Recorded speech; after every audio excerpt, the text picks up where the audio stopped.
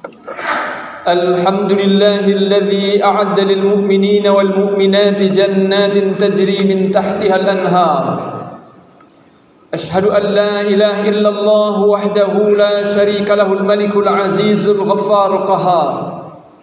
وأشهد أن محمدا عبده ورسوله المصطفى المختار. اللهم صل وسلم وبارك على محمد نور الأنوار وعلى آله الأبرار وأصحابه الأخيار ومن تبعهم بإحسان إلى يوم القرار. أما بعد فيا عباد الله أوصيكم ونفسي بتقوى الله فقد فاز المتقون. ولقد قال الله تعالى في القرآن الكريم: أعوذ بالله السميع العليم من الشيطان الرجيم. بسم الله الرحمن الرحيم. يا أيها الذين آمنوا اتقوا الله حق تقاته ولا تموتن إلا وأنتم مسلمون. Ma'asyal muslimin al-hadirin rahimakumullah. Segala puji dan syukur hanya untuk Allah Azza wa Jalla yang senantiasa melimpahkan rahmat, nikmat dan karunia yang tiada terhingga untuk kita semua.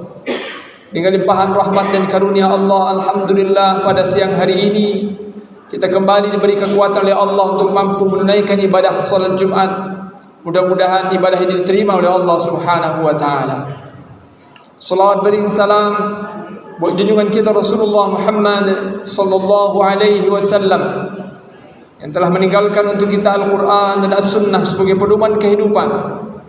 Kewajiban kita adalah berikhtiar, berusaha terus-menerus mempelajari Al-Quran dan As-Sunnah itu untuk kita amalkan, kita dakwahkan dan kita perjuangkan dengan sungguh-sungguh li'a'la'i kalimatillah, untuk menegakkan kalimat Allah di muka bumi. Selanjutnya khatib berpesan pada diri khatib sendiri kepada kita semua untuk senantiasa bertakwa kepada Allah dan terus berikhtiar meningkatkan kualitas ketakwaan kepada Allah. Allah telah ingatkan, wa tazawwadu fa inna khairaz zadit taqwa, dan tambahlah terus perlengkapanmu, persediaanmu, perbekalanmu, dan sungguh sebaik-baiknya bekal adalah takwa. Ma'asyal muslimin al-hadirin rahimakumullah. Salah satu pelajaran yang sangat penting yang harus dengan sungguh-sungguh kita pastikan, kita terapkan di dalam kehidupan sehari-hari dari hikmah ibadah puasa adalah bahwa puasa Ramadan mengajarkan kepada kita untuk menempa hawa nafsu, untuk mengendalikan hawa nafsu, untuk menjadi pengontrol mutlak atas hawa nafsu kita. Sejak terbit fajar sampai terbenam matahari, kita mampu meninggalkan makan dan minum dan segala sesuatu yang membatalkan puasa, semata-mata karena berharap ridha Allah Subhanahu wa taala. Ini adalah pelajaran yang sangat nyata tentang sebuah proses pengendalian nafsu yang kita lakukan secara intensif. Dan inilah tarbiyah ilahiyah, tarbiyah rabbaniyah, pendidikan rabbani yang Allah berikan kepada orang-orang beriman untuk mampu mengupgrade kualitas dirinya hingga layak mencapai derajat takwa. Di dalam Al-Quran Allah berkali-kali memerintahkan orang-orang beriman untuk memperhatikan betul urusan pengendalian hawa nafsu ini. Allah memberikan perhatian yang sangat serius tentang urusan nafsu ini, sampai-sampai Allah berkali-kali bersumpah dengan nama-nama makhluknya, sampai kemudian bersumpah atas nama nafsu.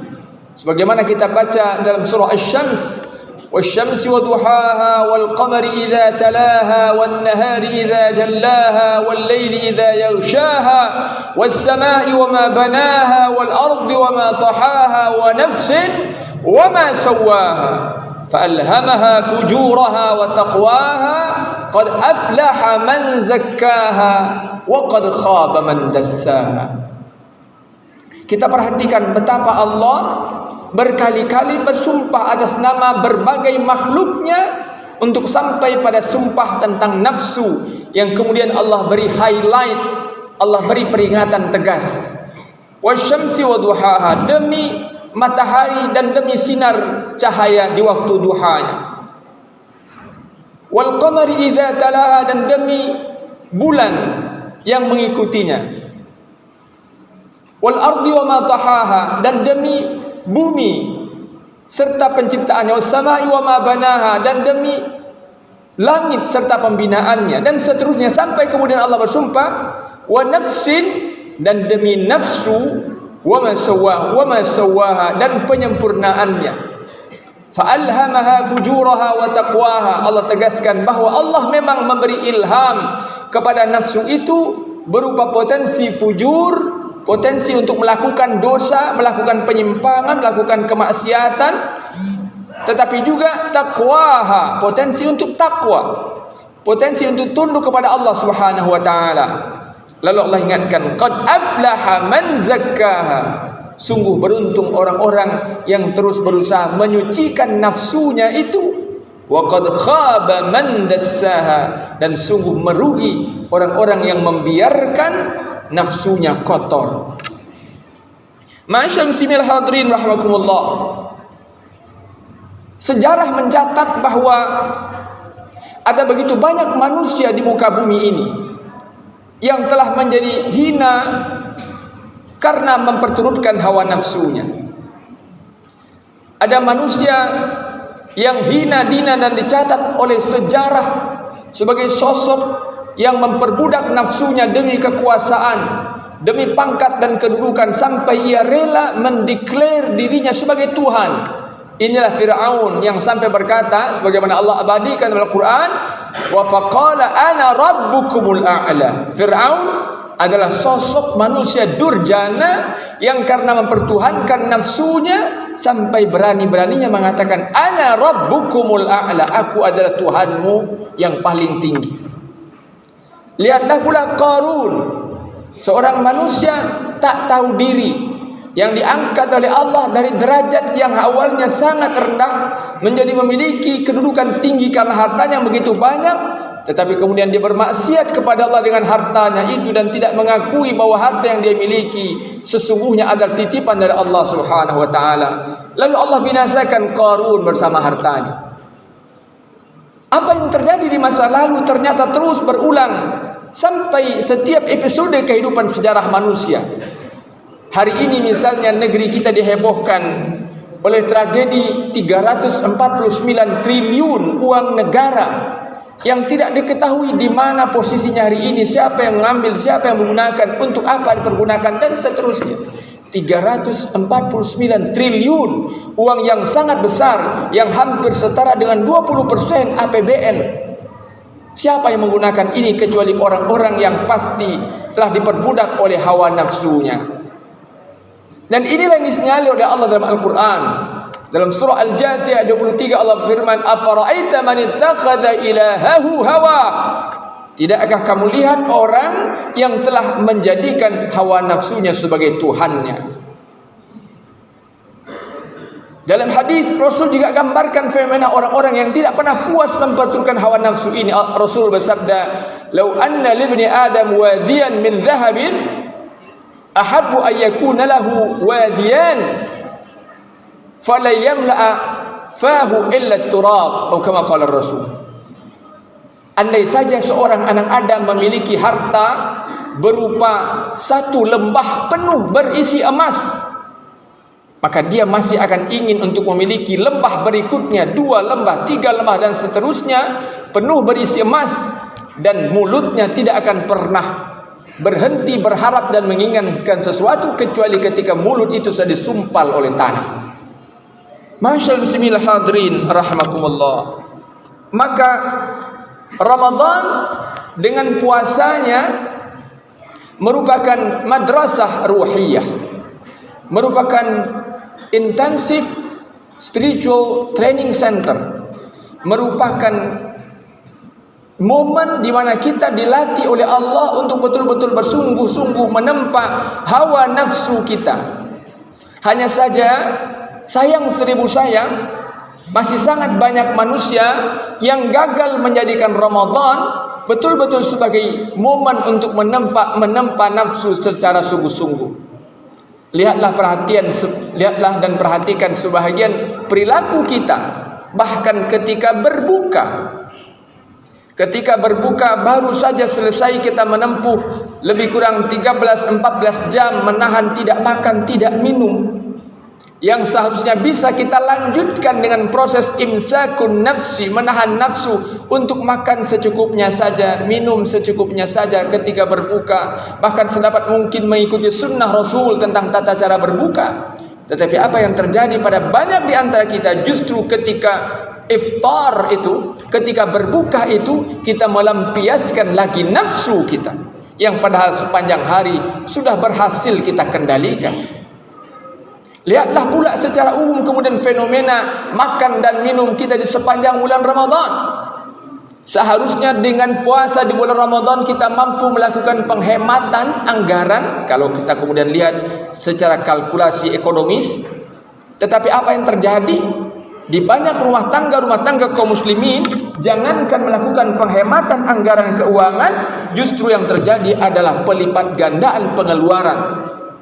Bukankah ini merupakan bukti nyata tentang kebelum berhasilan kita menerjemahkan makna tarbiyah nafsiyah, proses membina menempa diri yang seharusnya kita ambil dengan sungguh-sungguh dari pelajaran Ramadan.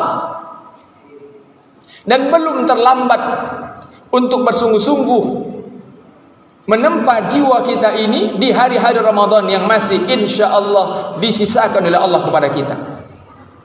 16 hari Ramadan alhamdulillah sudah kita jalankan. Di sisa hari-hari Ramadan, separuh Ramadan lagi ini, ma'asyar muslimin hadirin rahmakumullah, bila kita memang betul-betul ingin menjadi orang-orang yang layak mendapatkan gelar ibadun muttaqun, sebagaimana target daripada puasa yang Allah gambarkan langsung surah Al-Baqarah ayat 183, la'allakum tattaqun itu, maka salah satu bahagian, salah satu dimensi dari ibadah puasa yang betul-betul harus sangat sungguh-sungguh kita perhatikan di hari-hari Ramadan yang masih ada ini adalah kesungguhan dan mujahadah kita untuk betul-betul mengendalikan nafsu secara total dan komprehensif, tidak parsial, tidak pula temporal. Bila kita hanya membatasi mengendalikan nafsu kita di rentang waktu 13,5 jam atau 14 jam itu, berarti proses imsakun nafsi kita masih bersifat sangat temporal dan terbatas. Padahal bukan untuk itu Allah bimbing kita. Rasulullah SAW bahkan sangat tegas kemudian menggambarkan dalam sebuah hadis ketika Rasul bersabda, "Man lam yada' qaula zur wal 'amala bihi falaysa lillahi hajatun fi ay yada'a ta'amahu wa syarabah." Siapa yang tidak meninggalkan perkataan bohong, perkataan dusta, bergunjing, memfitnah, menjelekkan orang, membicarakan aib orang dan seterusnya di sepanjang hari Ramadan, dan melakukan perbuatan-perbuatan semisal itu di sepanjang hari Ramadan, falaisa lillahi hajatun fi ay yada'a ta'amahu wa syarabah, maka sungguh Allah sebenarnya tidak butuh dia meninggalkan makan dan minumnya itu. Lihat betapa serius Rasulullah SAW sebenarnya mengirimkan pesan melalui hadis ini, bahwa puasa itu esensinya memang adalah perjuangan untuk mengendalikan hawa nafsu. Inilah kemudian yang harus kita terjemahkan dalam sisi kehidupan yang lain, baik di dalam Ramadan maupun di luar Ramadan. Inilah pula yang kemudian harus kita jadikan sebagai bahagian dari kurikulum pendidikan kita kepada anak-anak kita dalam seluruh sisinya, dalam hal konsumsinya, pakaiannya, gaya hidupnya dan lain sebagainya. Kejadian-kejadian yang kita baca di media dan sebulan 2 bulan terakhir, yang sebenarnya bukan hanya sebulan 2 bulan terakhir, dalam setahun 2 tahun bahkan mungkin 10 tahun terakhir, sebenarnya memberikan pelajaran sangat banyak kepada kita tentang betapa orang-orang yang diperbudak oleh hawa nafsunya telah Allah jerumuskan ke dalam kehinaan. Dan mudah-mudahan kita semua jangan sampai termasuk dalam golongan orang-orang yang mengikuti jejak kenistaan itu. Barakallahu li wa lakum fil Qur'anil azim wa nafa'ani wa iyyakum bima fihi minal ayati wadh-dhikril hakim wa taqabbalallahu minni wa minkum tilawatahu innahu huwas samiul alim. أقول قولي هذا وأستغفر الله العظيم لي ولكم ولسائر المسلمين والمسلمات والمؤمنين والمؤمنات فاستغفروه إنه هو الغفور الرحيم.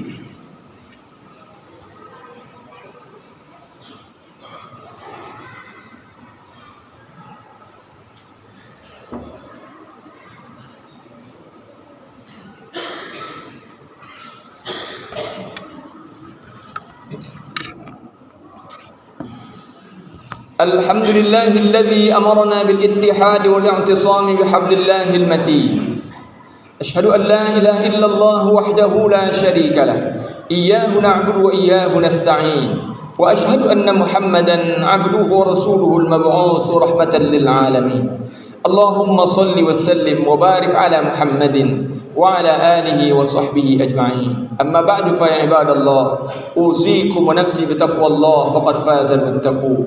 ولقد قال الله تعالى في القرآن الكريم أعوذ بالله السميع العليم من الشيطان الرجيم بسم الله الرحمن الرحيم والعصر إن الإنسان لفي خسر إلا الذين آمنوا وعملوا الصالحات وتواصوا بالحق وتواصوا بالصبر. Bila kita bersungguh-sungguh bermujahadah mengerahkan kemampuan terbaik kita untuk betul-betul melakukan pengendalian nafsu, pengendalian diri, pengendalian syahwat secara maksimal dalam momen tarbiyah Ramadan ini, maka mudah-mudahan insya-Allah di negeri ini akan semakin sedikit orang-orang yang tega melakukan korupsi. Insya-Allah akan semakin sedikit para suami yang tega selingkuh, istri yang tega selingkuh. InsyaAllah mudah-mudahan akan semakin sedikit anak-anak muda kita yang terjerumus pada pergaulan bebas. InsyaAllah pula dalam banyak efek lainnya negeri ini sedang menunggu kebangkitannya, kemajuannya. Apabila kita betul-betul mampu menerjemahkan makna dari ibadah itu secara sungguh-sungguh dan komprehensif, dan mudah-mudahan Allah Subhanahu wa taala anugerahkan kepada kita husnul khatimah sebagai bahagian dari nikmat yang Ia berikan kepada hamba-hamba yang bersungguh-sungguh persembahkan amal terbaik. Innallaha malaikatahu yusholluna 'alan nabi ya ayyuhalladzina amanu shallu 'alaihi wa sallimu taslima. Allahumma shalli 'ala Muhammad wa 'ala ali Muhammad kama shallaita 'ala Ibrahim wa 'ala ali Ibrahim wa barik 'ala Muhammad wa 'ala ali Muhammad kama barakta 'ala Ibrahim wa 'ala ali Ibrahim fil 'alamin innaka Hamidum Majid. اللهم اغفر للمسلمين والمسلمات والمؤمنين والمؤمنات الأحياء منهم والأموات إنك سميع قريب مجيب الدعوات يا قاضي الحاجات. اللهم أرنا الحق حقا وارزقنا اتباعه وأرنا الباطل باطلا وارزقنا اجتنابه. ربنا لا تزغ قلوبنا بعد إذ هديتنا وهب لنا من لدنك رحمة إنك أنت الوهاب. ربنا هب لنا من أزواجنا وذرياتنا قرة أعين واجعلنا للمتقين إماما.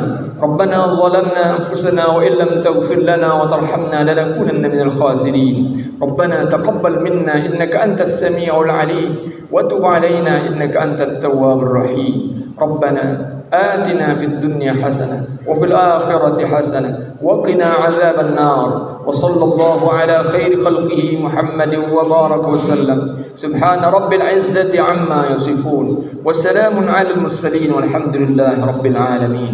عباد الله إن الله يأمر بالعدل والإحسان وإيتاء ذي القربى وينهى عن الفحشاء والمنكر والبغي يعظكم لعلكم تذكرون. فاذكروا الله العظيم يذكركم وادعوه يستجب لكم ولذكر الله أكبر. أقيموا الصلاة.